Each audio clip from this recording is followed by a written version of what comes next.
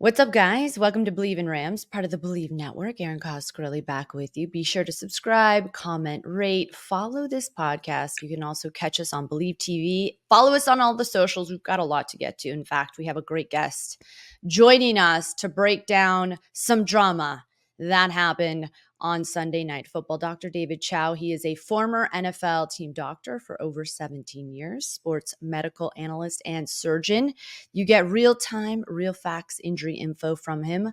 Check out his live updates from Twitter at Pro Football Doc, and he is also the host of Sports Injury Central on Bleav. What's up, Dr. David Chao? How are you? Thank you for joining us. Oh, thanks for having me. The Rams played pretty well. They almost stole one. Yeah, that's exactly where I want to start, actually. Let's get right to it because Puka Nacua left the Detroit game when he injured that knee in the first half, an injury that might have happened during training camp. We'll get to that in a moment. But first, he went to the blue medical tent. He was designated initially as questionable, but then he briefly returned. Did you know that moment he suffered a PCL sprain? If you look at what we said at Sports Injury Central and as part of the Sports Injury Central Pro Football Doc podcast on Bleav, from August 5th, early August, we were saying Puka Nacua has a PCL. That's what we said.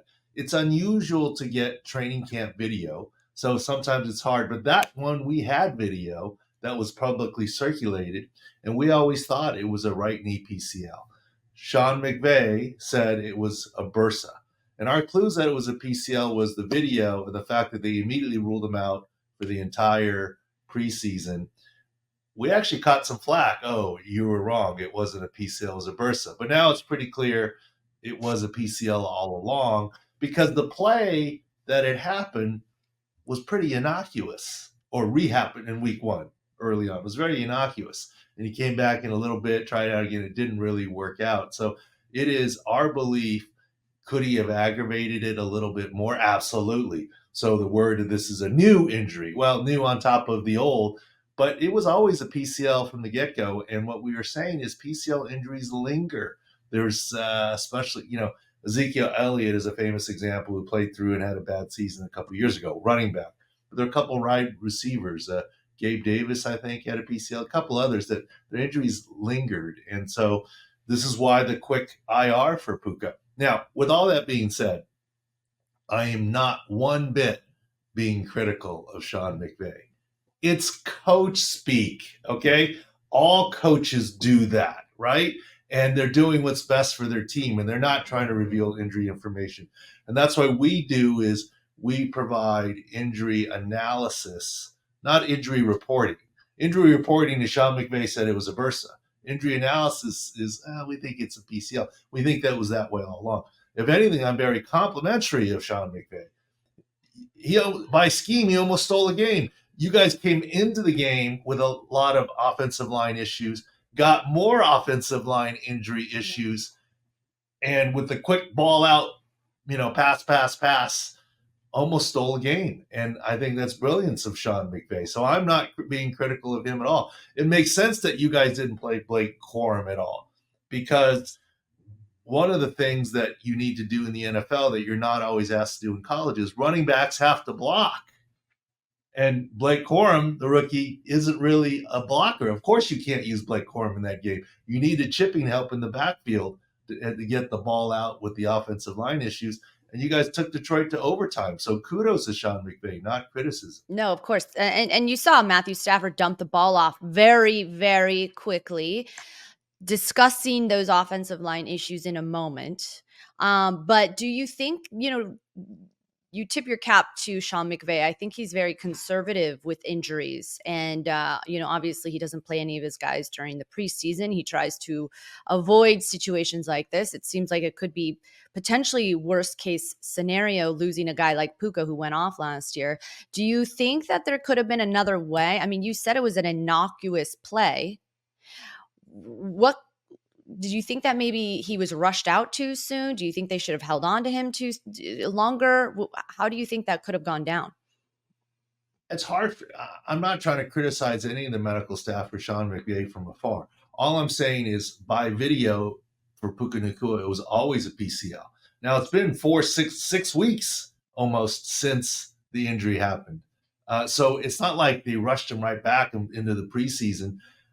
But I'm saying the play week 1 against Detroit first quarter was pretty innocuous. So Mhm. is it preventable? I'm not saying that the Rams did anything wrong. I'm just saying it was always a PCL, which is why at Sports Injury Central, we're not trying to be touts. So we said, look, if you're looking at futures, you need to take Puka Nacua under because for the season, because we thought this PCL would linger.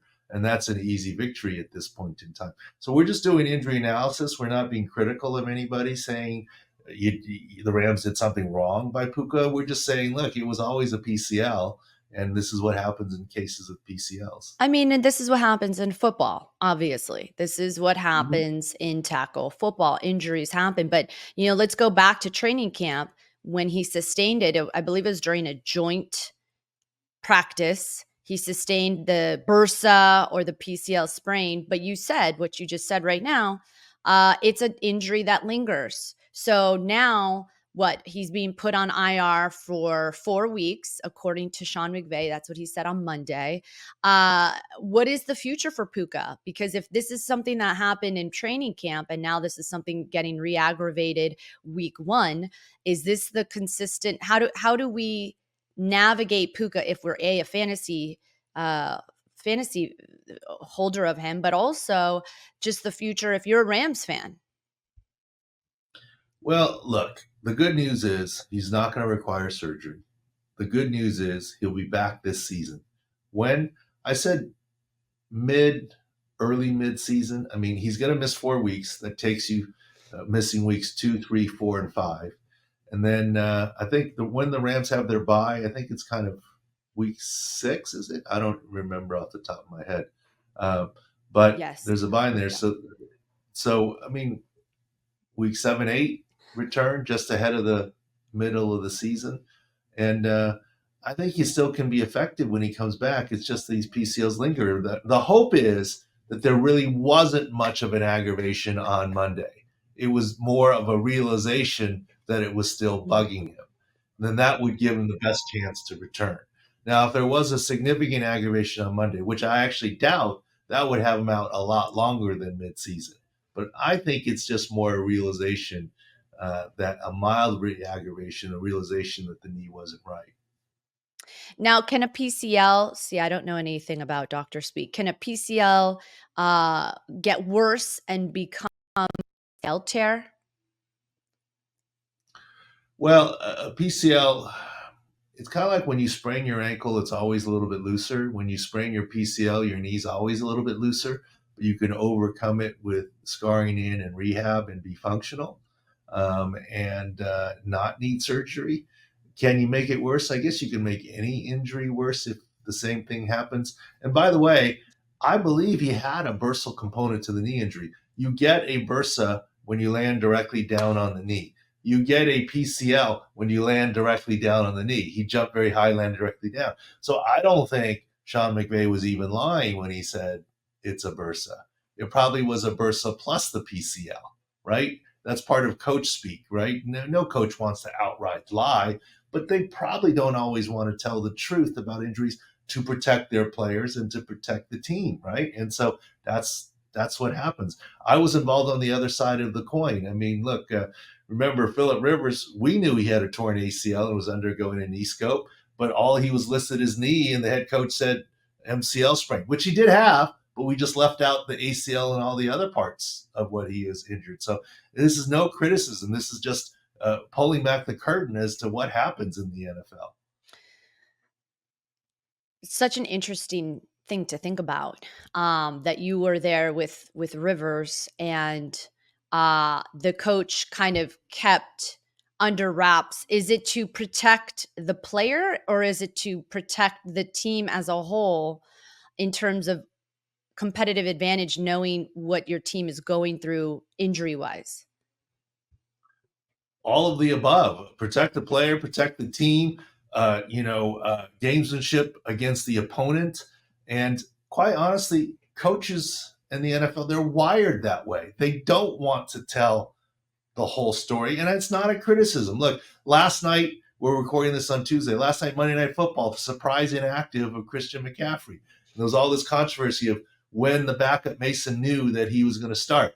And Kyle Shanahan said, we just found out today, and the running back said, well, I was kind of told on Friday, right? I mean, the truth is somewhere in the middle. Maybe they said Christian McCaffrey is not likely to play, but he's questionable, which is legal. And we made the final decision on Monday night before the game. But they also told his backup, get ready to be the starter, right? So they're not lying, but they're not going to tell the public everything. And that's just the way it works in the NFL. And if your coach is not doing that and your team is not doing that, you're potentially putting yourself as a disadvantage. So once again, no criticism.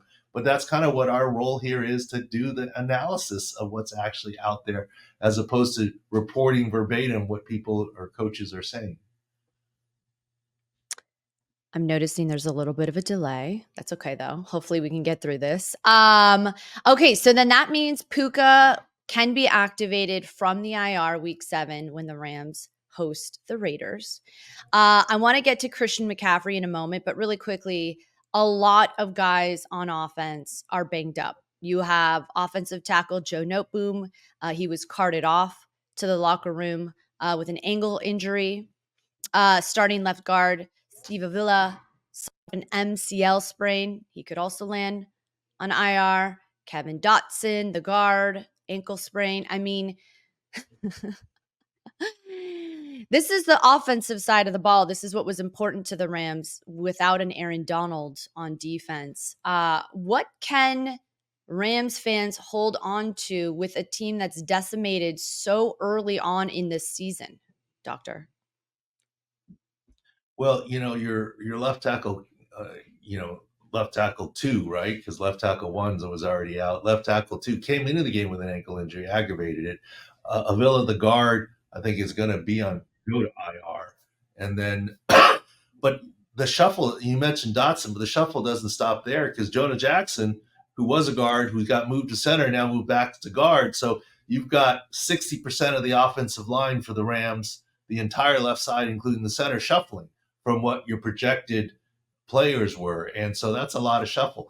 But the Rams dealt with it in game very well, right? I mean, they second half comeback and almost won that game with changing the game plan on the fly to the quick ball outs. At one point, Matthew Stafford yards per pass attempt was at 5. It creeped up a little higher later with a couple of longer balls, yards after catch. But yards per pass of 5 is horrifically low, but that's what the game plan was: ball out quick and turn the passing game into the de facto running game, because they didn't trust the line up front, the quick passing game.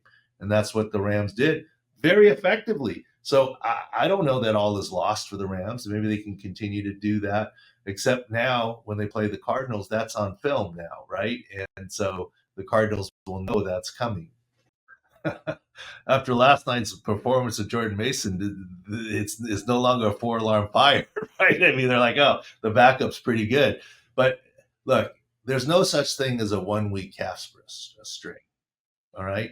And if you remember back last season, Joe Burrow, the Cincinnati Bengals started 0-2. Joe Burrow had a calf injury in the preseason, wasn't playing well week 1 or week 2, and there was talk of sitting him week 3.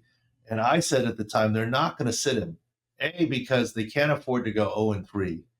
B, 1 week's rest isn't going to cure it. There's also, and so why not roll him out there and play? They did, and they won that game. And, obviously Joe Burrow got injured later with his wrist. But my point here is the same. If he wasn't good enough to play Monday, I think it's fair to say he's not playing next Sunday either, at least for Christian McCaffrey. Safe to say. Okay. Real quick, Jordan Love. Any updates, thoughts on how you see that happening? It wasn't a torn ACL, but serious. Yeah, well, we said from the get-go, when everyone's like focused on the pop and the knee, oh my gosh, his season's over, his knee pop. Like, no, we don't think so. Remember, the Packers haven't said anything officially yet about Jordan Love at all. It's all just media reports of an MCL only, which we would agree with. It wasn't going to be an ACL end of season. We still believe there's a small high ankle component, which is his ankle was trapped, high ankle and MCL. It's very common. We never made much of the knee pop. We've been saying all along this is non-surgical, non-season ending. And quite honestly, I still believe that there's a chance that Jordan Love could avoid injured reserve. Why? Lead leg brace is commonly used by quarterbacks. That's what he'll need to protect his MCL.